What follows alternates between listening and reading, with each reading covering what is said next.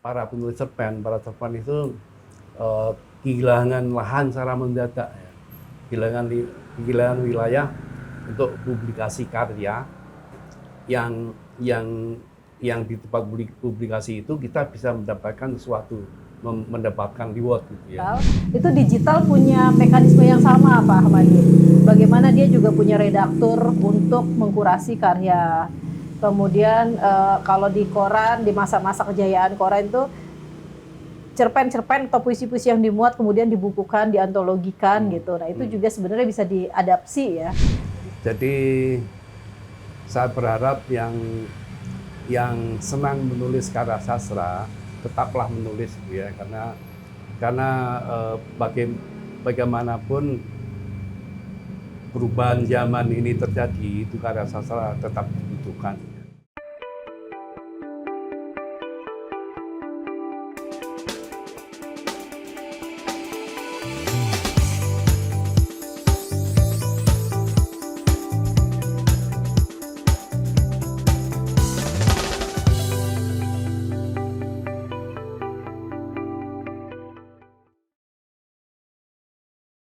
Halo Sobat Baca, kembali lagi bersama saya Jajang Yanwar Habib dalam program Safari Sastra kuatbaca.com. Sobat Baca, saat ini saya tengah berada di Pamulang, di kediaman jurnalis senior Ahmadun Yosi Hervanda. Selamat sore Pak. Selamat sore. Apa kabar Pak? Baik, alhamdulillah. Terima kasih atas perkenannya kami dapat berkunjung ke kediaman Bapak. Sama-sama. Tentu saja bersama sastrawan muda kita, Nisa Rengganis. Selamat sore, salam dulu Ya, Pak Ahmadin. Ya, Ya Kang Jajang. Alhamdulillah sehat ya Pak Ahmadin ya. Sehat, alhamdulillah. Ya, Sobat Sehat Baca. juga, kan? Sehat. Oke, Sobat Baca, Pak Ahmadun ini merupakan jurnalis yang sangat senior. Beliau berkiprah sejak tahun 83 di harian koran Kedaulatan Rakyat di Yogyakarta.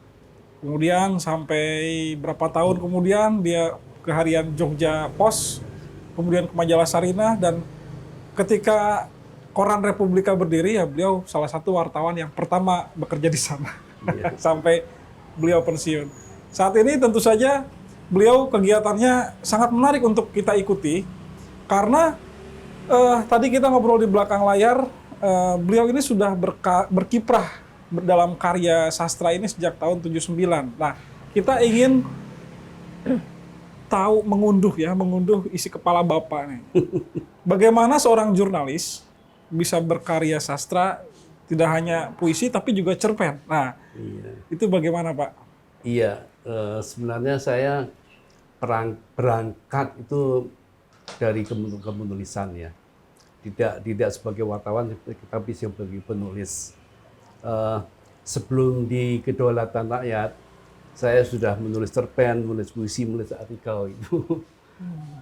Bahkan ketika mulai bekerja di Kedaulatan Rakyat itu artikel saya sudah dimuat di koran tersebut.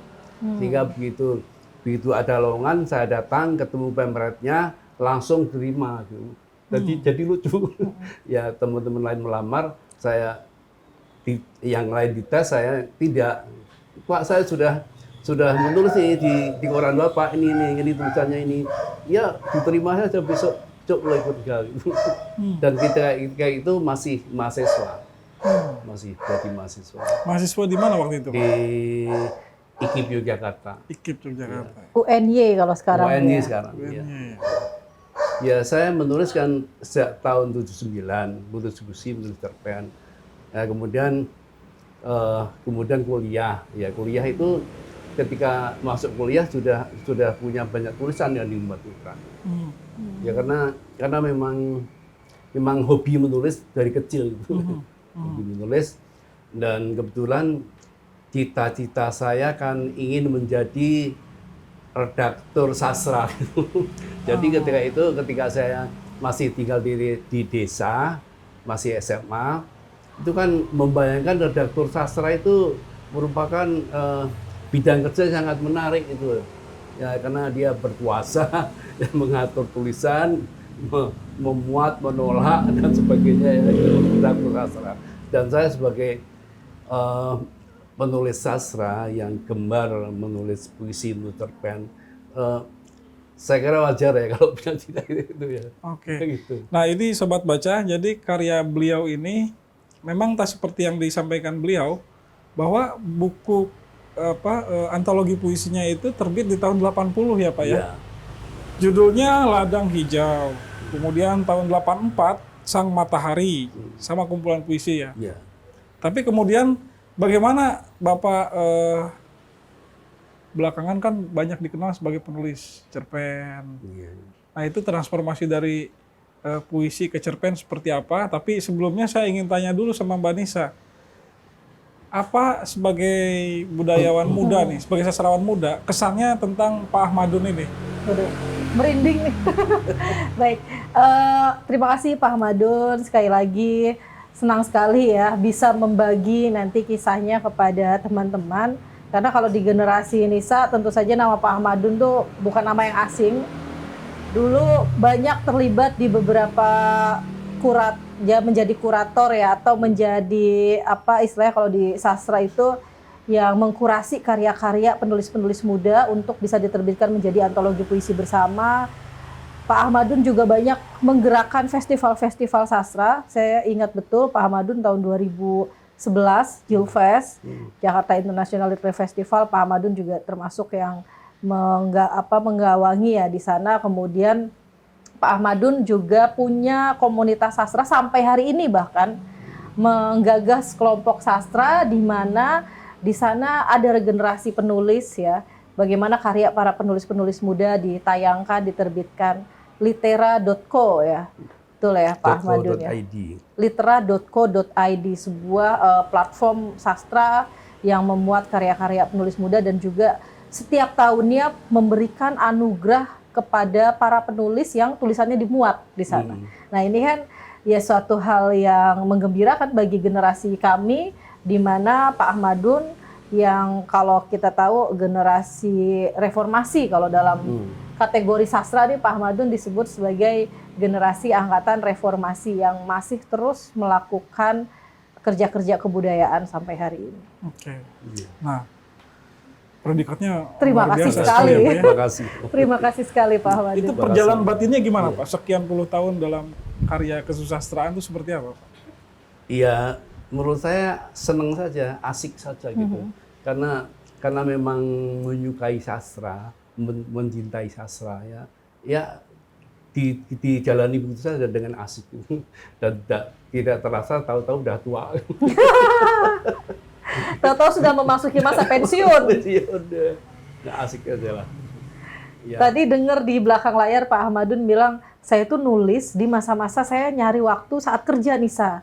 Jadi sepanjang tahun ini kan bekerja, ada profesi. Nah menulis fiksi itu baik cerpen, puisi, esai-esai kebudayaan, itu nyuri waktu di jam istirahat, di jam kerja gitu. Jadi sebenarnya Pak Ahmadun di masa pensiun ini justru lebih gembira karena sehari-harinya kira 24 jam bisa didedikasikan untuk menulis dong. Mau ada karya terbaru, nanti kita nantikan. Maunya begitu. Iya, memang ketika bekerja itu, ketika asik bekerja, di sela-sela kerja itu yang nulis. Misalnya kalau di koran itu kan kerja, editor itu kan menunggu berita masuk, berita di luar masuk. Ya sebelum berita masuk dan harus mengedit berita itu, biasanya saya menulis cerpen. Menunggu berita masuk ambil menulis cerpen. Kadang menulis puisi, kadang menulis esai. Ya dengan sendirinya cerpen-cerpen berlahiran ya banyak sekali ya. Cerpen berlahiran, puisi berlahiran, dan esai-esai berlahiran. Nah justru setelah pensiun, ini karena santai. Jadi malah tidak produktif. Malah tidak produktif ya. Enakan ketika kerja karena terdorong untuk nulis. Terdorong. Kalau sekarang terdorong untuk santai, jadi ya santai. Gitu ya? Ya tapi ya tetap menulis ya. Ya mungkin menulisnya kalau sekarang lebih selektif ya. Ya menulis hal yang saya benar, dan saya anggap perlu untuk ditulis. Ya kalau dulu kan asal ada ide ditulis, ada ide ditulis ya, sampai perlahiran ya. Ya ada karya-karya yang bermakna mencerahkan, ada karya-karya yang asal-asal aja banyak banget. Jadi faktor yang mendorong Pak Ahmadun untuk menulis itu apa pada dasarnya? Ya senang itu, perasaan senang menulis itu, senang melahirkan karya, senang menulis puisi, senang menulis cerpen. Kalau ada ide untuk cerpen benar ditulis, itu kan seperti bergulat dengan ide itu untuk diolah jadi cerpen ya. Itu asik juga ya mengolah ide, misalnya menurut cerpen itu kan bisa dimulai dari manapun ya. Ide itu ditulis, kemudian kita bicara penokohan, bicara latar, bicara plot ya, struktur cerita itu kadang-kadang mengolah itu kan asik ya. Wah ini tokoh ini harusnya begini, begini, plotnya harusnya begini gitu. Itu asik gitu. Jadi itu di sela-sela kerja itu kadang-kadang asik juga itu melupakan pekerjaan sebentar, menulis cerpen itu asik. Ya. Upaya refreshing sebenarnya ya, atau di tengah kepenatan kerjaan. Ya. Refreshingnya tetap aja nulis ya. Iya, nulis. Tapi gimana tuh di dalam pikiran itu ketika kan tadinya pekerjaan news ya, mengedit news, dari ya. news ya, itu lari ke wilayah fiksi, humaniora itu switch-nya gimana Pak? Iya, sebenarnya kan gampang ya. Kalau berita news itu kan kita berpijak pada fakta ya, fakta. Artinya apapun yang kita tulis itu harus sesuai dengan fakta. Ya. Sementara kalau menurut cerpen itu kan fiksi, fakta dan fiksi kan berbeda ya. Ya bisa saja fiksi itu bermula dari fakta yang disublimasikan menjadi fiksi. Ya. Itu jadi gampang, tinggal pindah alihkan aja. Ya, memang ada beberapa cerpen saya yang bermula dari fakta, kemudian diubah menjadi fiksi, jadilah cerpen. Nah, gitu. Jadi ya begitu saja, gitu, pindah fakta jadi fiksi. Gitu. Atau jangan-jangan gini kali ya Mbak Nisa ya, kalau cerpen itu kan sebuah tulisan fiksi yang mediumnya tuh dulu di koran. Itu. Nah kalau misalkan cerpen dikumpulin jadi buku, ya itu antologi cerpen ya kan. Tapi kelahiran cerpen itu jaya-jayanya adalah ketika media cetak koran itu sedang menjadi medium yang informasi yang dikonsumsi oleh masyarakat. Jadi boosting untuk membuat cerpen itu lahir di masa-masa memang korannya sedang hidup gitu Pak. Betul nggak itu ya, gitu? Betul juga begitu. Ya memang ketika masih ada koran itu kan ya cerpen ini setidaknya saya kan menjadi bergairah untuk menulis cerpen, melahirkan cerpen karena kita bisa membayangkan kalau cerpen ini bagus, yang kita tulis bagus, kemudian dikirim ke koran, kemudian dimuat kan dapat honor ya, itu jadi rangsangan tersendiri. Jadi kan kalau kerja di koran itu kan menulis fiksi di tempat lain kan nggak apa-apa. Misalnya kerja di Republika, kita kan dikontrak dibayar Republika, itu kan sebagai jurnalis, sebagai jurnalis yang berurusan dengan tulisan-tulisan yang didasarkan pada fakta. Lah, ketika kita menulis didasarkan pada fiksi, kita boleh tulisan itu tidak ada ikatan kontraktual dengan Republika. Gitu. Apalagi puisi ya, puisi kita bisa boleh menyebar puisi itu kemana saja kita mau gitu ya. Misalnya supaya bekerja di Republika, itu fiksi saya sering muncul dulu masih ada Sinar Harapan ya, sering muncul Sinar Harapan ya, atau di majalah ya, dan sebagainya itu. Jadi kita tidak dibatasi oleh pekerjaan. Gitu. Ya, gitu. Ya artinya cerpen sendiri pada masa itu menjadi sangat menarik karena ada koran ya. Ya. Kalau Pak Ahmadun melihat dunia cerpen saat ini ketika sudah medianya bertransformasi ke digital, gimana Pak? Iya, memang eh, kalau kita lihat juga yang saya rasakan ini, eh, para penulis cerpen itu eh, kehilangan lahan secara mendadak, ya. Kehilangan wilayah untuk publikasi karya yang yang yang di tempat publikasi itu kita bisa mendapatkan sesuatu, mendapatkan reward gitu ya. Itu kan hilang semua ya. Koran sekarang bahkan tidak hanya rubriknya saja, tapi korannya pun hilang Tutup. ya. Korannya pada tutup. Ya, majalah pun tutup ya, Horizon tutup, Anitia tutup. Ya, koran sekarang tinggal Kompas ya. Kompas mungkin masih tinggal cerpen saja ya kan, Kompas ya. Kemudian Jawa Pos masih ada puisi. Ya, nggak tahu bertahan sampai kapan. Republika sudah online sekarang. Sudah Ya. online sekarang. Itu kan yang lain ya kayak Media Suara Indonesia. Baruan, Media Indonesia Masih ada. masih. Ya masih. Tapi nggak tahu ada cerpen atau tidak. Ada cerpennya. Lupa sih. Ya kayaknya belakangan Apa? nggak ada. Media Belakangan Indonesia. nggak ada. Masih Masih ada cerpennya. cerpen dan puisi. Iya, iya. Jadi tapi kan terbatas sekali media itu ya, media Iya. tempat publikasi karya itu terbatas sekali, sehingga para penulis cerpen dan puisi itu banyak kehilangan lahan, dan sementara lahan pengganti itu belum ada, ya, belum ada. Ya memang bisa menulis di media digital, tapi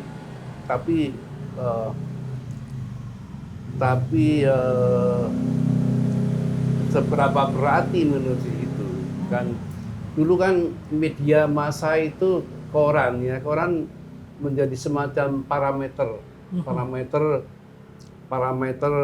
perjalanan cerpenis, perjalanan penyair dan sebagainya. Ya misalnya seseorang yang sudah dimuat di koran Di koran atau tertentu. di majalah Horizon, itu mendapat parameter ukuran bahwa dia sudah cukup berhasil gitu ya, tinggal melanjutkan saja. Ya sekarang tidak ada ukuran keberhasilan seorang ya, karena nggak ada koran hampir nggak ada. Kalaupun ada, ukurannya sudah sedikit dan pembacanya juga terbatas, sehingga tidak ada parameter, tidak ada ukuran ya. Sehingga kita kehilangan gairah yang harus kita capai. Nah, ini kalau berkaitan ini kemarin obrolan kami bersama Blican ya, bagaimana perpindahan dari cetak ke digital, itu digital punya mekanisme yang sama Pak Ahmadi. Bagaimana dia juga punya redaktur untuk mengkurasi karya. Kemudian kalau di koran, di masa-masa kejayaan koran itu cerpen-cerpen atau puisi-puisi yang dimuat kemudian dibukukan, diantologikan gitu. Nah itu juga sebenarnya bisa diadapsi ya, bisa ditiru juga oleh kerja-kerja media digital. Tapi kan kembali ke medianya, mau nggak kayak begitu. Iya. Iya. Ya memang harapannya ya, bisa memindahkan. penulis yang serius tuh bisa media digital itu bisa mengadopsi cara kerja koran ya, cara kerja media koran itu artinya ada proses seleksi yang rada ketat gitu ya.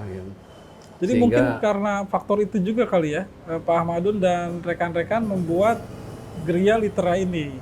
Iya, ini juga kita harapkan sebagai pengganti. Sebenarnya paling tidak ada media alternatif yang menampung karya teman-teman ya. Tapi kan hanya satu media kan tidak sesuai yang diharapkan teman-teman ya. Ya kita sadar bahwa ini hanya menyumbang sedikit saja. Sastralitera.co.id ini sudah berapa lama Pak? Sudah sejak saya pensiun ini. 2010-an. Oh iya. Berarti udah 13 tahun ya? Iya.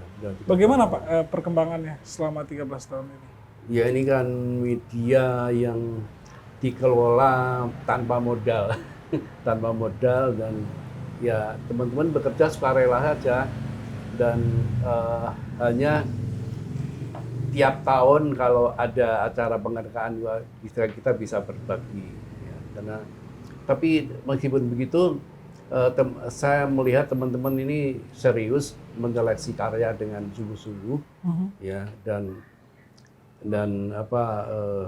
bisa mempertanggungjawabkan karya itu. Karena karya-karya itu kan tiap tahun dinilai, diberi penghargaan dan dibukukan, ya, dibukukan. Jadi pertanggungjawaban di teman-teman tuh saya lihat ada, ya, dari buku yang dibukukan itu, ya, karya-karya telah terseleksi dengan baik lah. Mbak Nisa pernah mengirimkan karyanya? Belum sih kayaknya. Belum. Karena Nggak ada honornya. enggak, karena di 2010 kan masih ada koran juga, jadi coba-coba terus ke situ ya. Tapi saya mengikuti beberapa program litera dan tahu ya penghargaan-penghargaan itu. Saya juga pernah datang tuh yang tahun 2017-2018 tuh, Baik. Pak Ahmadun ya. Dan ya pengen juga, karena agak ketat juga loh, serius. Dan pertama saya tidak menulis cerpen, kebanyakan di sana cerpen ya Pak Ahmadun ya. Nah ini menarik nih soal cerpen. Pak Ahmadun cukup lengkap. Kalau Nisa bilang penulis serba bisa, dimulai dari jurnalis, esais kebudayaan, puisi, cerpen. Yang belum coba Novel. mungkin novel. Nah nanti semoga dari obrolan ini bisa menginspirasi bikin novel. Nisa penasaran Pak Ahmadun, dari perpindahan tadi udah sempat dibahas tuh, karya jurnalistik kemudian ke karya fiksi gitu ya.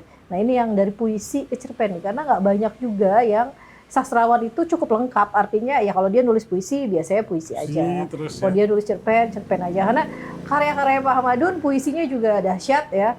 Cerpen-cerpennya juga asik. Aku suka yang dilarang sebelum tertawa dilarang. Sebelum tertawa dilarang itu kental banget bagaimana isu sosial politik yang dimunculkan di dalam cerpen-cerpen itu di masa-masa Orde Baru waktu itu ya. Karena itu buku terbit tahun 97 kalau nggak salah ya, Pak Ahmadun ya. Nah, agak liar cerita-ceritanya gitu. Kasih dong bocoran dapur kreativitas memindahkan ide dari mungkin menemui hal-hal yang sederhana ya. Ide yang kemudian diracik, diramu bisa menjadi sebuah cerpen yang bagus. Iya.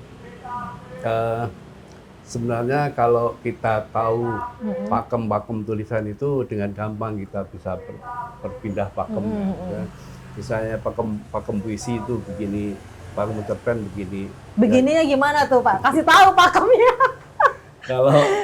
Kalau puisi itu mahal nih. Puisi itu kan seperti kata Subagio Satrowardoyo, itu kan konsentrasi, puisi konsentrasi.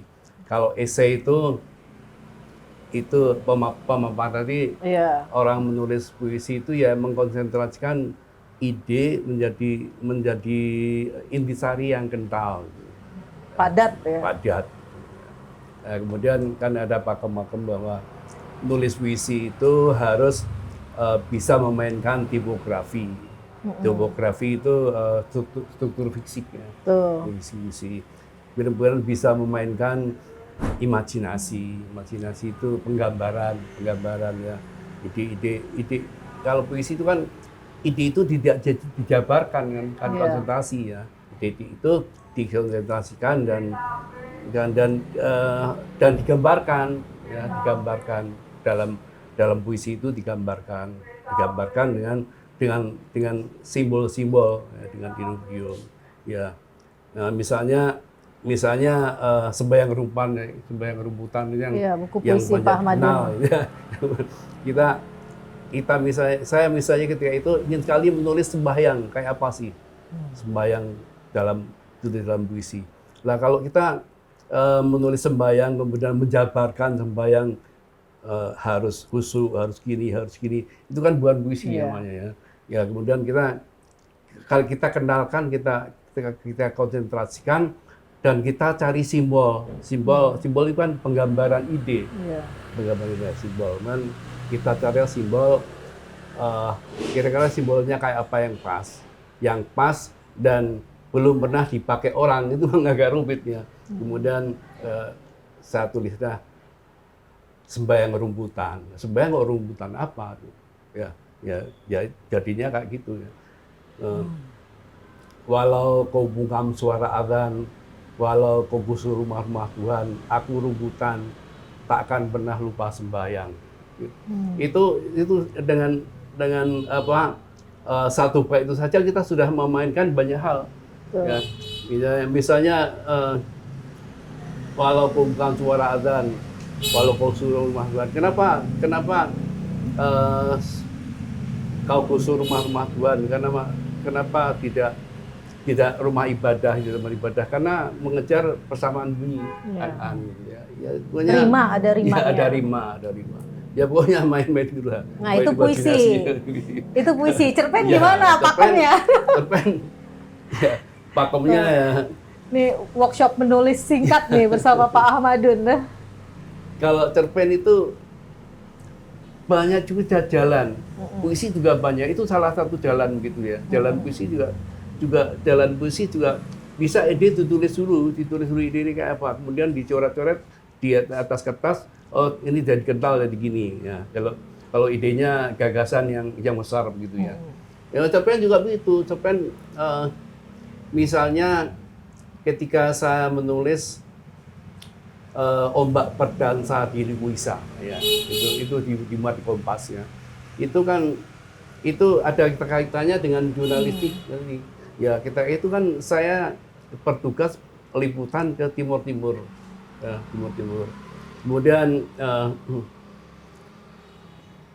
Kemudian ada ngobrol-ngobrol, ada ketemu penduduk sana, terus cerita bagaimana orang sana ingin merdeka, ketemu clandestine dan sebagainya. Kemudian itu kan informasi kan banyak sekali ya. Kita harus menyerap satu informasi yang kira-kira kalau itu menjadi cerpen. Kemudian saya tulislah bahwa apa itu lupa bahwa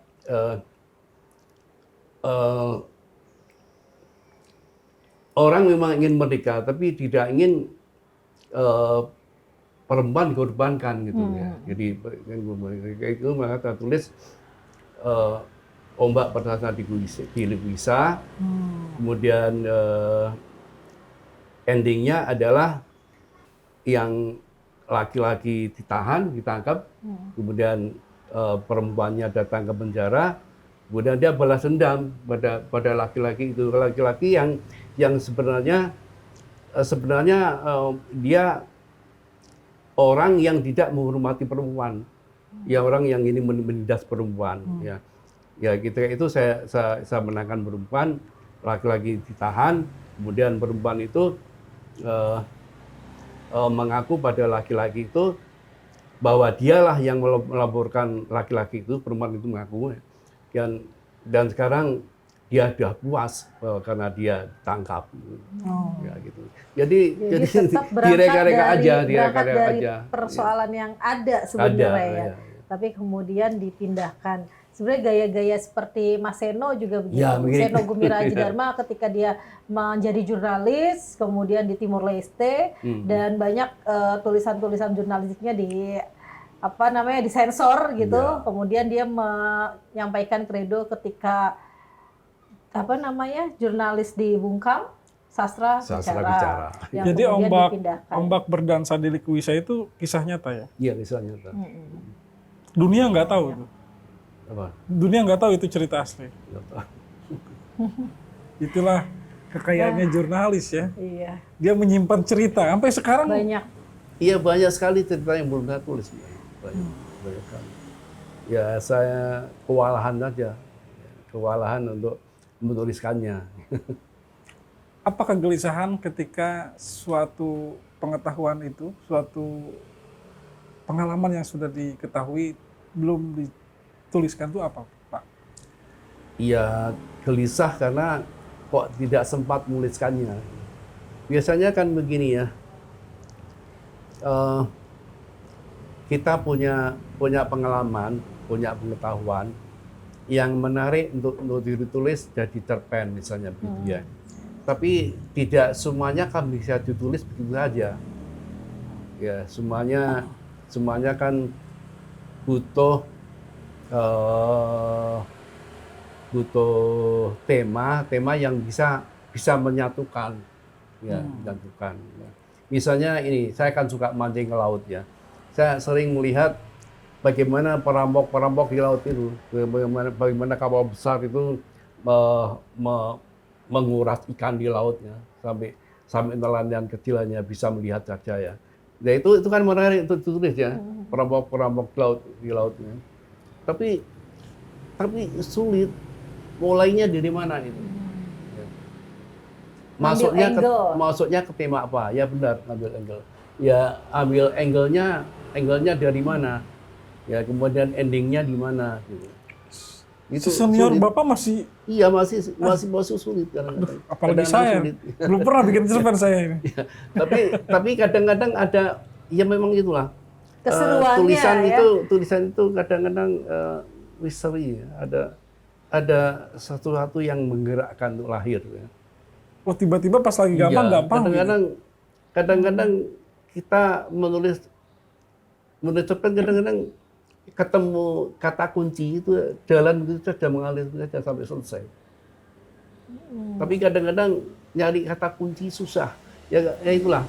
Mungkin intinya menemukan kata kunci yang bisa menyatukan ide itu, menyatukan. Kalau boleh ditanya, pernah nulis cerpen paling cepat tuh berapa lama, Pak? Ya mungkin 1 jam 2 jam gitu. Nggak sambil kerja itu. Berapa halaman itu, Pak? Ya mungkin 7.000 karakter. 7.000 karakter ya? Hitungnya bukan halaman karakter. Ya. 7.000. Wah, Karena gini ya. 7.000 karakter itu ini ya standar untuk dikirim ke koran soalnya. 7 sampai 8 karakter. Iya, 7.000 sampai 8.000. Gimana tadi, Pak? Karena setiap tulisan itu melalui proses kelahiran yang berbeda-beda. Kita kadang-kadang susah. Menurut teori itu tulisan itu harus begini. Tapi kenyataannya tidak. Ya, memerlukan proses kelahiran yang berbeda-beda. Itu tergantung suasana, tergantung banyak hal lah. Ya. Sepakat, Marisa. Iya. Makanya dapur kreativitas setiap penulis itu kan pasti berbeda-beda dan itu selalu jadi satu pertanyaan yang diajukan di setiap ketemu dengan narasumber kan. Karena pasti beda-beda dan tadi setuju. Kadang kita lupa mencatat juga itu jadi satu hal yang hal yang keliru bagi penulis. Karena biasanya penulis datang nih inspirasi, kemudian dia lupa mencatat tuh Pak, akhirnya hilang lagi tuh. Iya memang gitu.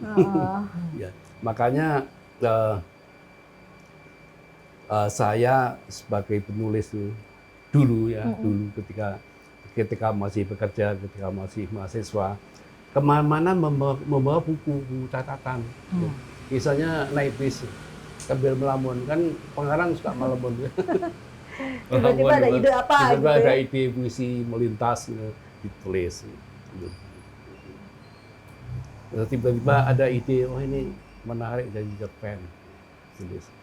Jadi ada buku saya beberapa banyak buku puisi yang belum saya ketik banyak sekali.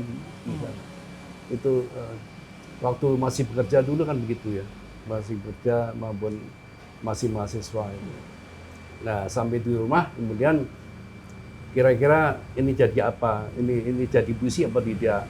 Kalau sudah jadi puisi, oh ini puisi sudah jadi ini, ketik. Kalau sampai kantor begitu. Belanja ide. Sampai kantor juga begitu, ketik aja lah. Oh ini jadi cerpen beneran. Luar biasa. Sobat baca. Ide yang melintas itu tidak membohongi kita. Iya. Nah ini sobat baca. Kemarin ada yang titip pertanyaan ke saya lewat surel nih dari sobat baca. Pak Ahmadun di usia yang sekarang sudah 65 ya Pak, alhamdulillah. Ya, jadi kan Pak Ahmadun katanya lahir di zaman Orde Baru, besar di zaman lahir di Orde Lama, besar di Orde Baru, kemudian matang di Orde Reformasi. Nah, ini perjalanan melihat 3 generasi zaman yang berbeda Itu bagaimana sih Pak dalam kesusastraan? Sebenarnya Orde Lama ke Orde Baru tidak, Orde Reformasi itu tidak banyak berubah ya. Jadi sarawan tetap sama, tetap menulis dengan kebebasan kreatif yang hampir sama ya, yang hampir sama. Cuma pada Orde Reformasi ini kan kemudian terkena digitalisasi, ya itu, ya ini yang agak terasa mungkin era digital ini, ya. Artinya sastrawan harus paham digital juga, karena platform digital kan memerlukan pendekatan yang berbeda ya. Sekarang kan ada banyak platform ya, platform yang bisa diakses lewat HP, ada yang lewat komputer, rata-rata bisa diakses lewat HP ya. Ada Novel.me, Novela, Novelku, ya. Dan kalau kita lihat para sastrawan yang serius belum banyak mengakses ke platform-platform itu. Rata-rata diakses penulis yang baru, yang sembarangan gitu ya. Ya sehingga kalau kita lihat itu karya-karyanya ya begitulah ya gitu. Ya serono, ya menghibur saja ya itu. Dan sebenarnya sekarang ini ada lagi misalnya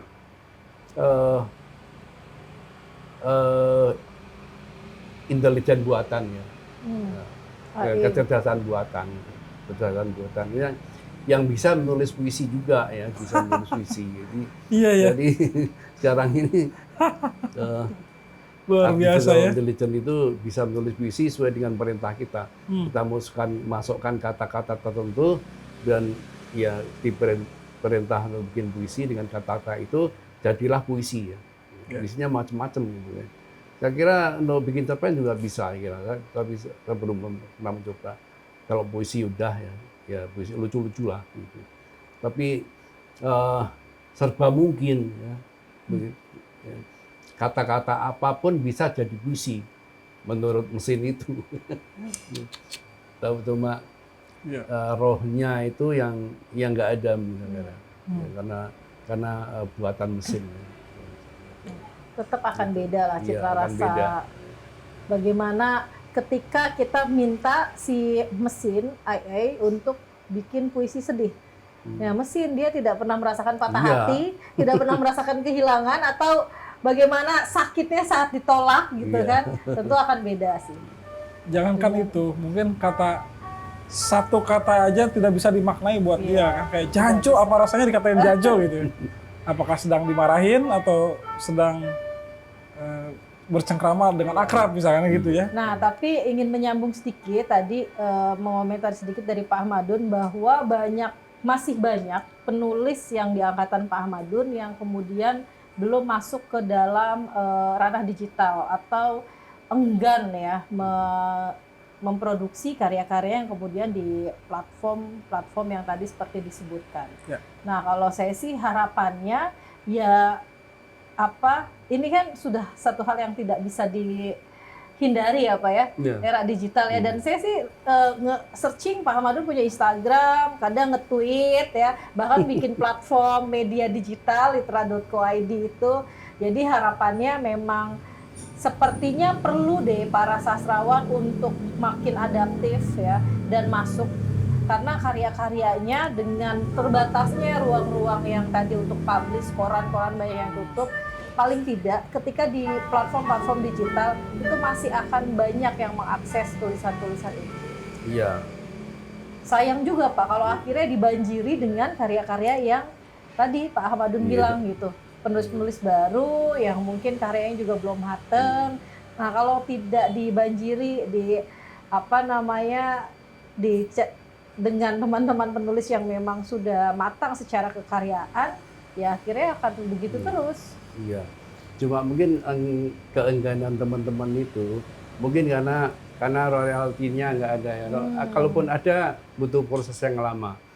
Karena mungkin kalau dia sudah dibaca berapa ribu orang baru kemudian dia bisa diangkat ke cetak dan sebagainya. Dan bahkan sekarang ini ada platform yang pembacanya tuh dibayar, bukan bukan pembaca dibayar, bukan yang bayar ya. Ya. Dia yang Jadi dibayar. kalau baca novel di platform tertentu itu sekali baca dapat berapa koin ya. Itu kalau koin-koin itu kalau ngumpul bisa diuangkan ya, itu ada gitu. Nah itu saya kira perangsang saja untuk penulis ya. Ya memang masih susah ya. Masih butuh waktu yang lama kayaknya kita. Ya, tapi mau tidak mau Pelan-pelan, ya. dengan tidak adanya koran ya, dengan surutnya penerbitan ya, penerbitan kan surut juga ini, penerbitan buku ya, itu saya kira memang harus ke sana para penulis itu untuk tetap eksis ya. Saya pikir kuatbaca.com kalau para sponsor ini mau ngasih sponsor, kita akan dengan senang hati Pak memberikan reward kepada sastrawan yang nanti kita bikin eventnya ya Mbak Lisa ya. Siap. Mudah-mudahan ya. Iya. Ya yang jelas sponsornya datang dulu. Iya. Ya memang itu perlu ya. Apa ya, ekosistem digital ini tidak sama dengan ekosistem dicetak ya. Iya, beda. Kayak Tapi optimis nggak Pak, ke depan akan terulang gitu masa-masa sastra diterima di era digital ini? Iya, saya kira saya optimis. Seperti pada akhirnya kan orang akan mencari sastra itu di mana. Ya. Kayak cerpen misalnya. Cerpen itu kan ibaratnya itu reinkarnasi dari dongeng ya, dari dongeng ya. Ya setiap orang membutuhkan dongeng ya untuk rekreasi imajinatif, untuk rekreasi intelektual, rekreasi apa ya. Dongeng itu dibutuhkan terus ya, pada tiap generasi ya. Dan ketika mereka nggak menemukan dongeng di koran, saya kira akan mencari dongeng di digital ya. Nah, ya kalau kemudian dongeng-dongeng yang mereka temukan hanya dongeng-dongeng yang sudah ada sekarang ya mereka akan membaca itu ya, sayang mereka. Jadi ini berkait juga dengan pengajaran sastra ya. Pengajaran sastra kan saya kira harus mendekatkan siswanya ke platform-platform itu ya, digital itu ya, agar mereka juga terbimbing ya, terbimbing. Karena kalau tidak mereka bisa membaca novel-novel yang sembarangan ya gitu ya, yang mungkin anarkis ya, apa ya. Kayak di puisi itu kan kita lihat ada semacam anarkisme estetik ya puisi. Jadi semua puisi itu ya seakan-akan dianggap bagus ya, asal layang ya itu ya, sehingga yang berkembang akhirnya puisi-puisi sembarangan tadi itu. Sembarangan ya. Anarkisme estetik. Ya. Ini istilah baru yang kita temui ya. Ya, saya sebenarnya sudah melontarkan itu sudah cukup lama ya. Anarkisme estetik, anarkisme puitik ya bersama ya. Ya, kesembarangan dalam menulis puisi. Karena kan nggak ada seleksi ya. Untuk Nayang nggak ada seleksi ya, apalagi kalau blog pribadi ya. Pokoknya asal puisi aja. Impact-nya apa nih Pak bagi masyarakat secara luas? Ya, impact-nya mungkin kiblat estetik ya itu jadi terdegradasi ya. Kabur ya. Kabur. Jadi ya ada kesembarangan juga di masyarakatnya dalam melihat puisi. Asal bagus saja ya. Asal seperti puisi itu ya dianggap bagus. Mbak Nisa ngerasain makna dari kata itu? Mungkin memang banyak fenomena itu ya, dan sekarang dengan mudah orang baru menulis 1-2 puisi terus tiba-tiba mendaulat dirinya sebagai penyair. Iya. Itu kan dulu penyematan itu suatu hal dari pencapaian yang agak berdarah-darah, dengan misalnya karyanya sudah bisa dimuat di berbagai tadi parameter tadi ya. Parameter itu misalnya bukunya kemudian menang anugerah sastra, atau kalau dicetak bukunya itu banyak dibicarakan. Tapi sekarang ya tadi ketergesa-gesaan orang menulis puisi juga ya. Kalau bicara soal anarkisme estetik tadi yang memang muncul belakangan ini karena semua orang bisa dengan mudah posting misalnya puisinya di platform-platform media digital mereka sendiri. Makanya sekali lagi kalau saya sih masih berharap media digital melakukan hal yang sama, paling tidak mengadopsi kerja-kerja apa yang pernah dilakukan oleh di media cetak gitu. Di sana ada redaktur sastranya untuk mengkurasi karya-karya yang masuk. Bagaimana kemudian memperlakukan para penulisnya dengan memberikan honorarium yang pantas. Yang seperti itu memang yang belum dilakukan sih. Iya. Oke, Pak Ahmadun ada yang ingin disampaikan kepada sobat baca dengan apa mengenai optimisme atau mengenai tentang harapan Pak Ahmadun ke dalam dunia sastra ke depan? Iya. Jadi saya berharap yang senang menulis karya sastra tetaplah menulis ya, karena bagaimanapun perubahan zaman ini terjadi, itu karya sastra tetap dibutuhkan ya. Yang menulis cerpen tetap rajin menulis cerpen, menulis puisi tetap rajin menulis puisi ya. Kalau kalian serius dalam menulis ya, insya Allah pada saatnya akan mendapatkan reward dari menulisnya itu, dari ketulisan Anda itu. Oke, kita kasih aplaus dulu buat sore kita yang sangat cerah. Sebenarnya lebih daripada cerah, hari ini sangat panas. Oke, sobat baca, demikian bincang kita bersama Bapak Ahmadun Yosi Herpanda. Semoga kita bisa mensarikan begitu banyak tadi pengetahuan yang disampaikan Pak Ahmadun, terutama mengenai spirit di dalam tetap konsisten dalam berkarya. Sobat baca, nantikan Safari Sastra edisi berikutnya. Sampai jumpa lagi.